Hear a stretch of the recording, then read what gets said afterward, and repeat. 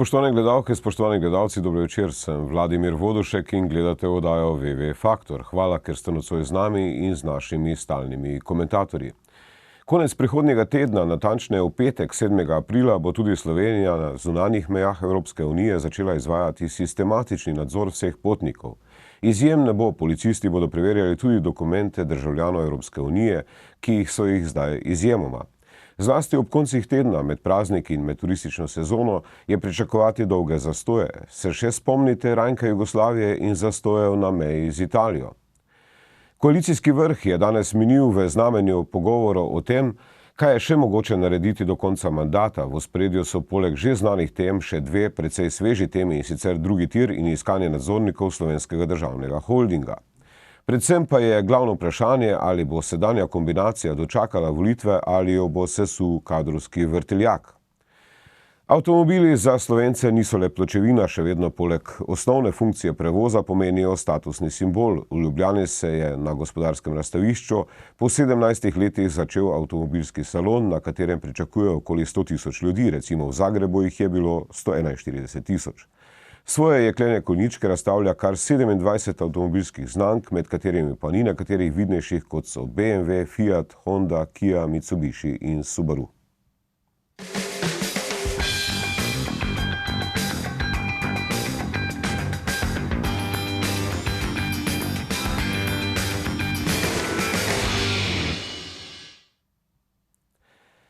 Se še spomnite stare Jugoslavije, ko smo hodili v Trst kupovat kavbojke in pralne praške, cariniki so se običajno odločili tudi za osebni pregled, saj so mnogi na šverc bili oblečeni v več kavbojk. Paradoks pa je, da se bo zgodovina očitno ponovila, tokrat predvsem za tiste, ki bodo že 1. maja odšli na Hrvaško, saj bo na naši južni meji 7. aprila začel veljati Schengen, kar pomeni, da bodo preverjali tudi potnike držav Evropske unije.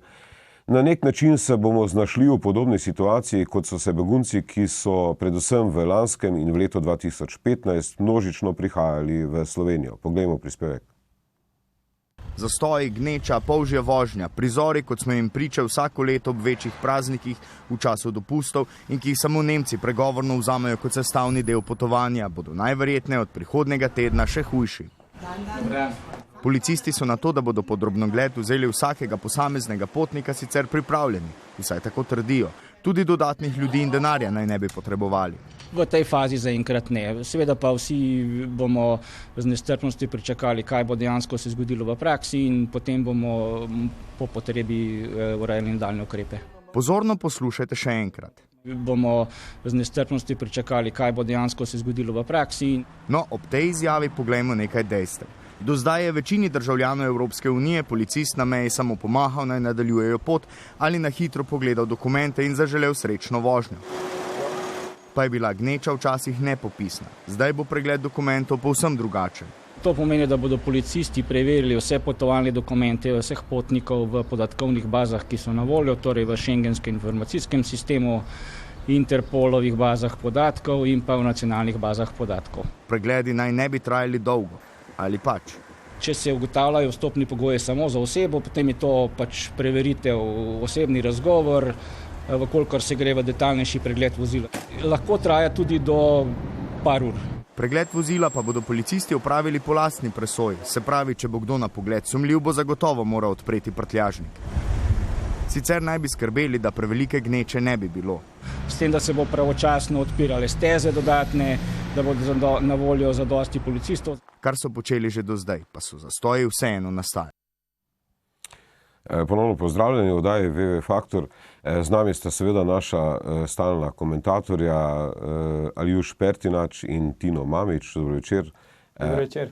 Zdaj, mogoče bi začel s tabo, Tino, ker vendarle si bliže italijanski meji. Ne vem, če se spomniš teh prizorov, ko smo včasih hodili v Italijo ali pa iz Italije, ko smo bili deležni osebnega pregleda in mnogim, ki so takrat hodili na Ponte Rosso kupovat kavbojke, so jih zaplenili, ker pač nisi smel več kosov tega blaga nositi čez mejo. Kaj praviš na to odločitev Evropske unije, da od 7. aprila začne veljati šengenska pravila?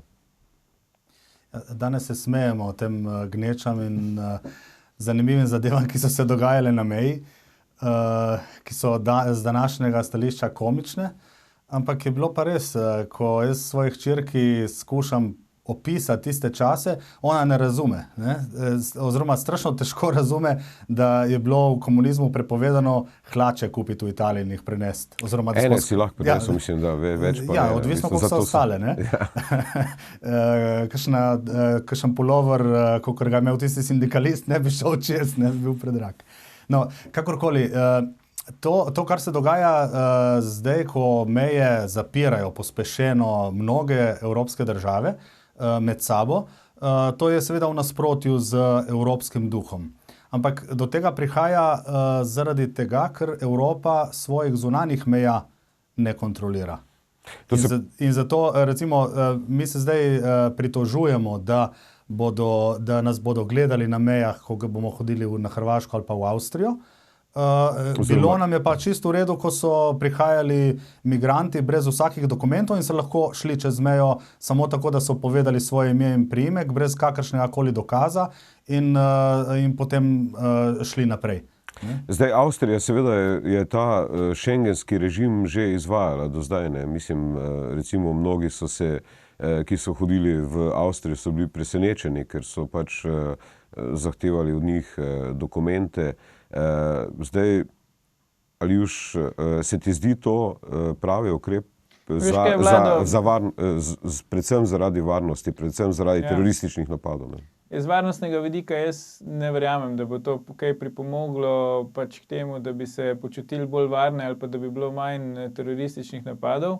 Mislim pa, da je to slaba novica za pač varovanje okolja, ne? Ker bo veliko več izpustov zaradi tega in teh kolon. Mislim, da je to dobra novica za naftno industrijo, ker bojo prodali veliko več naftnih derivatov na teh bencinskih servisih, posebej v bližini meje. Tudi več obiska bo verjetno na teh bencinskih servisih, ljudje bojo več prigrizkov kupovali, pijač in tako naprej, ne. Skratka, jaz mislim, da bomo spet tu neko situacijo, kjer bo pač en del industrije bo profitiral, z varnostnega vidika se ne bo nič spremenilo, navadni ljudje, ne, to so tisti, ki, kot prej tudi Hetino omenjal, ki so pač eni bežijo peš, eni se pač vozijo z avtomobili na dopust ali pa na delo, kakorkoli, bojo pa nastradali, ne. Zdaj, seveda problem se bo pojavil, ne, v turistični sezoni, ne, predvsem že 1. maja, ne, ko se bodo seveda ljudje, Slovenci masovno recimo vračali iz Hrvaške, ker verjetno bodo šli na prvomajske počitnice, da ne govorim potem o poletju, ko bo pač milijon, ko približno polovica Slovencev dopustuje na Hrvaškem. To pomeni, da bomo deležni kar dolgega čakanja v kolonah. Tisti, a mogoče ti, Tino, oziroma Aljuš, ti hodiš na Hrvaško? Ja, tudi hodim na Hrvaško na dopust, ja, ampak to me vrača pač v mojo mladost, ne, tako kot je Tino prej omenjal, veš, mi smo šli s fičkom iz Celja, preden smo prišli do Ljubljane, je že pol dneva minilo, ne. In je bil to dogodek? Je bil to dogodek, ja, pač mislim, da je to nekako v duhu, zgleda, da Evropska unija ali pa tisti, ki odločajo o teh stvareh, ne, nekako sledijo tej pač vzhodnjaški filozofiji Tao, ne, pot je pomembnejša od cilja in zdaj bo spet pot pomembnejša pač od cilja, poti bojo trajale dalj časa, po poti se bomo lahko več časa pač pogovarjali, spoznavali tudi okolico, naravo in tako naprej, ne. Verjetno bo tudi veliko hude krvi na mejnih prihodih, ampak verjetno se boste spomnila, da že zdaj, ne, vsako leto, ko so te konice turistične, je pač ta huda kri, ne, in na televizijah vsak večer spremljamo te alarmantne novice, ne. 2 uri so stalo v koloni, pol dneva so stalo v koloni, ne. Tisti, ki so štartali v Parizu, po 3 dnevih še niso prišli do Nice in tako naprej. Skratka, to se bo zdaj mogoče samo preselilo na našo južno mejo, ne. Bi pa sam še na to komentiral, kar je prej Tino omenil, da pač Evropa ne zna kontrolirati svojih zunanjih meja, ne. Kar zadeva šengensko območje, je trenutno slovenska južna meja, pač zunanja meja Evropske unije in zdaj se je treba vprašati, ne, ali smo mi storili dovolj za to, da bi pomagalo na narekovajih Hrvaški, da bi že vstopila v šengensko območje, ne, In drugo vprašanje, ali je Hrvaški v interesu, kljub temu, da njihova politika to ves čas zagotavlja, da čim prej vstopijo v šengensko območje, ne? Ker predstavlja si pa vlado, ne, šengensko kontrolo na mejah Hrvaške, Srbijo, Bosno in Hercegovino in Črnogoro, ne? Tam bo pa zelo veliko osebnih pregledov, to pa vem tudi iz lastnih izkušenj. In pregledov avtomobilov, ki se dogajajo že danes. Ampak zdaj, Tino, a to pomeni po tvoji oceni, v bistvu ne tudi, če mi ne bomo izvajali tega šengenskega sistema, ne, ki ga pač spomniš se velikih debat, ne, o tem, ko so pač begunci množično prehajali mejo, brez da bi bili posamično ali pa pregledani na meji. To pomeni tudi Evropo dveh hitrosti. Bo Slovenija v tej kombinatoriki, v tej prvi najožjem jedru Evropske unije ali ne, v bistvu ne. Mislim, vse kaže, da ne. Ja, jaz upam, da bo, odvisno zdaj, kaj pomeni ta dve hitrosti. Ker to, kar zdaj govorijo, da bomo uvedli Evropo dveh hitrosti, je dejansko blef. Evropo dveh hitrosti že imamo. Ne, ker imamo določene države, ki imajo evro in določene, ki jih nimajo. Imamo določene države, ki so v Schengenu in določene, ki niso. Imamo določene države, ki so sprejele določene stvari in druge pa ne. Ene bolj počasi sprejemajo, posebej novejše. Tako da mi že imamo Evropo dveh hitrosti in zdi se mi smotrno, že leta in leta ponavljam, da bi bilo dobro imeti Evropo dveh hitrosti, zato da tiste države, ki so resne, lahko grejo naprej in se integrirajo, tako kot recimo Benelux, ki je v bistvu neke vrste Evropa prve hitrosti že leta in leta. Zdaj, problem pri nas je edino to, da ne verjamem, da bo sedanja koalicija bila sposobna ali pa da bo sploh želela biti v Evropi prve hitrosti, ker se mi zdi, da je njim kakšni Rusi, Putin jim je veliko bolj všeč kot... No, Vlado, zdaj tu vidiš, Tino zdaj politizira, ne, pač pričakuje volitve že septembra, o čemer bomo govorili kasneje, ne. Ampak jaz mislim takole, Vlado, mi imamo že zdaj res Evropo več hitrosti, ampak predvsem imamo Evropo, kjer je Evropa prve hitrosti več ali manj sam še Nemčija, ne. Oziroma Francija, Nemčija. Ja, Francija že ni več. Če pogledaš Francija, ne, so ustanoviteljica Evropske gospodarske skupnosti za premog in jeklo in tako naprej, ne. Je zdaj ena navadna periferija, ne. Gospodarstvo na nuli, socialni nemiri, teroristični napadi, skratka ena Francija zdaj že ne pomeni praktično nič, ne. Države, ki jih je Tino omenil, so sicer, bom rekel, na gospodarskem področju jim gre boljš kot pa Franciji, ampak daleč od tega, da bi imeli kak resen vpliv na sprejemanje pač odločitev v EU. Tukaj imamo Nemčijo in tukaj imamo veliko vprašanje, kaj se bo zgodilo na volitvah v Nemčiji, če pač gospa Merkel ne bo ponovno izvoljena, ali bo prišlo do nekega preobrata v tej nemški politiki, ali ne bo prišlo, ne. Bi pa rekel sam še to, če dovoliš, ne, tudi odnos naših severnih sosedov, Avstrijcev, do nas se je recimo v zadnjih nekaj letih zelo spremenil na slabše in tukaj ugotavljamo lahko, ne, da se vračamo v neko dobo politike nacionalnih držav, kjer vsaka država gleda nase, ne, in to, kar recimo tudi Tino predlaga, pa še nekateri drugi, da bi tudi Slovenija gledala zgolj nase. Edina težava v tem je, da nas je, koliko nas je, ne. Tako da kakšna država, ki je večja, lahko lažje gleda bolj sama nase kot pa mi. Zato so tudi kakšne posledice, ki so za kako večjo državo manj neprijetne, so za nas bolj neprijetne. Bo pa vsekakor zanimivo videti, ali se bo ta trend nadaljeval, ali pa še enkrat bo prišlo z volitvami v Nemčiji, Franciji in tako naprej do kakega preobrata. Zdaj, eno vprašanje še, Tino, samo Avstrija, recimo... če lahko. Recimo to, da je Slovenija majhna in da ima majhno število poslancev v Evropskem parlamentu, to je dejstvo. Ampak po drugi strani ima pa glede na število prebivalcev in moč v Bruslu veliko večjo moč kot velike države. In zato se male države povezujejo.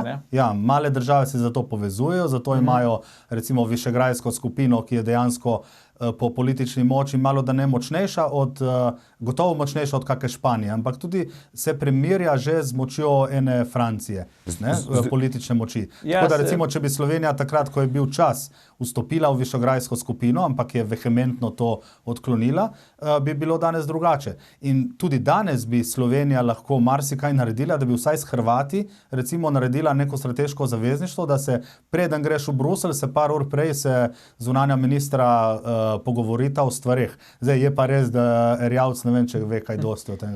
Ja, jaz se strinjam, Vlado, če dovoliš sem še stavek, jaz se strinjam, glede tega strinjam, ne? Moram pa povedati, da recimo pač aktualni predsednik francoski Hollande, ko je bil na obisku v Sloveniji, je med drugim v zaprtem krogu povedal, da ko je sedel na Evropskem svetu poleg gospoda Janše, takrat, ko je on bil predsednik slovenske vlade, gospod Janša praktično ni odprl ust, ne. Tako da vprašanje je, kako naši predstavniki, zunanji ministri, predsedniki vlade in tako naprej, pač bi rekel, izkoriščajo ta svoj sedež za to veliko mizo, ne? Ali ga v zadostni meri ali v premajhni meri. Ne? Sam še eno vprašanje sem hotel odpreti, ampak počasi nam zmanjkuje časa. Zdaj, Avstrija je včeraj recimo napovedala, da ne bo več sprejemala kvot beguncev oziroma kaj naj naredi Slovenija, samo na kratko, če lahko v bistvu se strinjate z avstrijskim stališčem ali se vam zdi, da vendarle gre Avstrija predaleč in vprašanje, če bo Evropska unija dovolila to. Jaz sem že povedal, da me tak razvoj dogodkov skrbi, posebej v Avstriji. Ne? Vsi se še spominjamo akcije Nachbar im Not, ne? Se pravi sosed v težavah, in izgleda, da ta občutek za sosede v težavah pač v Evropi in nažalost tudi v Avstriji bledi. Tino? V Avstriji imajo pač tako mnenje oziroma imajo precej beguncev, oni pravijo, da imajo 4-krat več beguncev kot recimo velike države Nemčija in pa ostale, in Italija. Če prištejemo še, da je Avstrija etnično zelo, zelo pisana, že zgodovinsko, je potem še toliko večji problem. Ampak jaz bi rekel, glede Avstrije, tako, oni so se tako odločili. Zdaj, ali je to nam všeč ali ne, je drugo vprašanje. Vprašanje je, kaj smo mi zdaj odločili. Se moramo pa dejansko odločiti za eno stvar. In sicer, če mi rečemo, da jemo mineštro, to pomeni, da je v njej recimo 5% mesa in 95% zelenjave. Zdaj, če mi v to mineštro damo še enkrat toliko samo mesa, to ne bo več mineštra, ampak bo to golaž. Zdaj ni problema, mi se lahko odločimo, da bo golaž, da pač ne bomo imeli več Slovencev v tej državi, ampak dajmo to reči in povedati, saj to je čisto legitimno. Ne? Ampak jaz bi bil na temu, jaz bi raje bil za to, da ostane pri nas pač mineštra, čeprav je lahko tudi več mesa, ne? Ampak ne moramo pa iti v to, da bomo postali golaž. No, mesna predelovalna industrija ne podpira te zadnje Tinove izjave. V naslednji temi o koaliciji in njenih problemih z kadrovsko kombinatoriko se vidimo po oglasju.